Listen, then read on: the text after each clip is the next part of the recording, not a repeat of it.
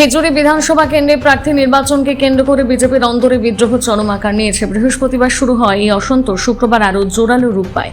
এদিন সন্ধ্যায় খেজুরি 2 নম্বর পঞ্চায়েত সমিতির সভাপতি উদয় শঙ্কর মাইতির নেতৃত্বে বিদ্যাপীঠ সংলগ্ন এলাকায় 200-র বেশি বিজেপি কর্মী জমায়েত করেন। রাস্তায় টায়ার জ্বালিয়ে চলে বিক্ষোভ। এবার বিজেপি এই কেন্দ্রে সুব্রত পাইকে প্রার্থী করেছে। বিক্ষোভকারীদের দাবি, চতুর্থ শ্রেণী উত্তীর্ণ এই প্রার্থীর এলাকায় কোনো গ্রহণযোগ্যতা নেই।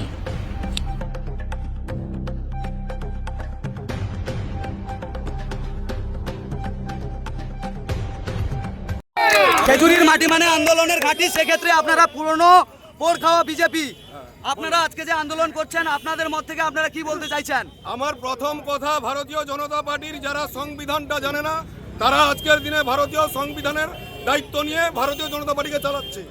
যারা ভারতীয় জনতা পার্টির মুখ, তারা আজকের ভারতীয় জনতা পার্টির মধ্যে তাদের নেই। ভারতীয় জনতা পার্টির মুখোশধারীরা আজকের দিনে এমএলএ, আজকের দিনে জেলা পরিষদ, আজকের দিনে প্রধানের দায়িত্ব তারা সামলাতে গিয়ে সাধারণ জনগণকে আমাদের থেকে দূরে ছিটকে দিয়েছে। আজকের দিনে খেজুরির বুকে আমাদের বিজেপির পিঠটাকে ওরা নিলামে বিক্রি করার জন্য আজকের দিনে এই জেলা কমিটির যারা রয়েছে তারা সেই কারণে দাঁড়িয়ে আমরা আজকের এই বার্তা দিতে চাই, এই খেজুরির মাটি যে আন্দোলনের দুর্জয় ঘাঁটি এবং সোনার থেকেও পবিত্র ঘাঁটি, সেখান থেকে আমরা আজকের বার্তা দিতে চাই। সারা পশ্চিমবঙ্গ একদিন জেনেছিল এই খেজুরিতে বিজেপির কি আন্দোলন। সেই আন্দোলন আমরা বিজেপির সমস্ত ঊর্ধ্বতন নেতৃত্বকে মাথায় রেখে আমরা সেই আন্দোলন জারি করে, যদি আমাদের বিজেপির মুখ আসে আমরা আন্দোলন রাখবো, আর না হলে এই স্বচ্ছ ভাবমূর্তি বিনাশকারীদের আমরা কখনোই মেনে নেব না। তার জন্য বৃহত্তর আন্দোলনে আমরা যাব।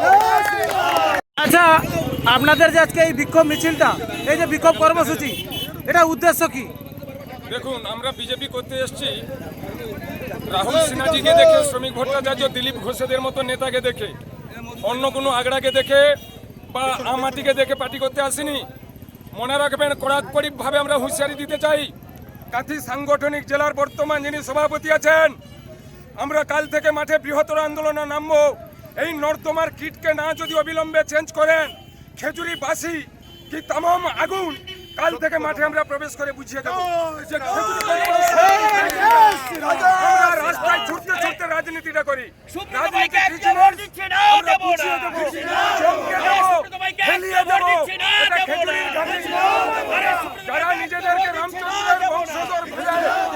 যারা নিজেদেরকে রামচন্দ্রের বংশধর ভেবে আমাদের হাঁটুর বয়সী, তারা এই দলটাকে পৈতৃক সম্পত্তি ভেবে অন্যের হাতে তুলে দিতে চাইছে। তো ঠিক আছে, দেখা যাক এই অপঙ্গু নিরক্ষর নর্দমার কিটকে কিভাবে জেতায়। তবে আমরা বিজেপি সমর্থিত, যদি জেলা রাজ্য না যদি ডিসিশন নেয়, বিজেপি সমর্থিত নির্দল প্রার্থী আমরা দাঁড় করাবো, তাকে জয়ী করানোর দায়িত্ব আমাদের।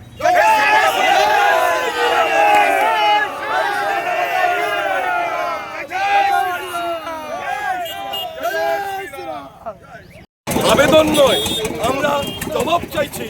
আমাদের খেজুরি, আমাদের সেই খেজুরি যে খেজুরিতে শিক্ষিত মানুষ এই মুহূর্তে খেজুরি একটা বিশেষ জায়গায়, সেখানে দাঁড়িয়ে এরকম একটা প্রার্থী যারা যে কিনা বিধানসভায় গিয়ে খেজুরির দাবি দেওয়া পর্যন্ত চিৎকার করে বলতে পারবে না, আদায় করে নিয়ে আসতে পারবে না, এমন কাউকে দেখি আমরা প্রার্থী হিসেবে আমরা মানছি না।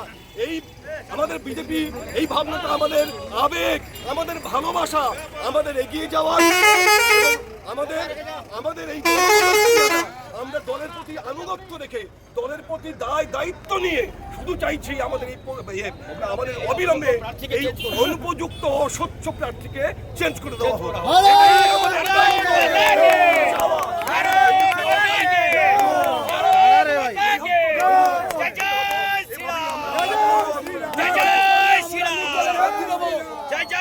দল বলছে ব্যক্তি দেখে নয়, প্রতীক দেখে, পদ্মফুল দেখে, মোদিজিকে দেখে আপনারা ভোটটা দেবেন, সেক্ষেত্রে কি বলবেন? কথাটা তো বাস্তব যে আজকে আমাদের যশস্বী নরেন্দ্র মোদীর মুখ দেখে বা পদ্মফুল দেখে আমরা ভোটটা দেব, কিন্তু এখানে আমাদের খেজুরিতে বর্তমান বিধানসভাতে আজকে যে অযোগ্য অশিক্ষিত যে সুব্রত পাইক, যিনি জেলা পরিষদ ছিলেন, তিনি থাকাকালীন যে অস্বচ্ছতা তিনি করেছেন, তারপরেও আজকে তিনাকে প্রার্থী করা হয়েছে। এইটা আমরা কিন্তু মেনে নিতে পারছি না। ভারতীয় জনতা পার্টির পক্ষ থেকে আজকে আমি স্বনির্বদ্ধ অনুরোধ করব, একবারে পিএম নরেন্দ্র মোদী পর্যন্ত যাক, কেন্দ্র পর্যন্ত। আজকে আমার এই আবেদন যে এই অবিলম্বে এই অযোগ্য, অশিক্ষিত এবং চোর প্রার্থী সুব্রত পাইককে অবিলম্বে চেঞ্জ করতে হবে। না হলে আগামী দিনে আমরা কিন্তু বৃহত্তর আন্দোলনে প্রদর্শন দেব। বৃহত্তর আন্দোলনের ফলে একদিন জনজীবন ব্যাহত হবে। এটা যদি না চান তাহলে অবিলম্বে এই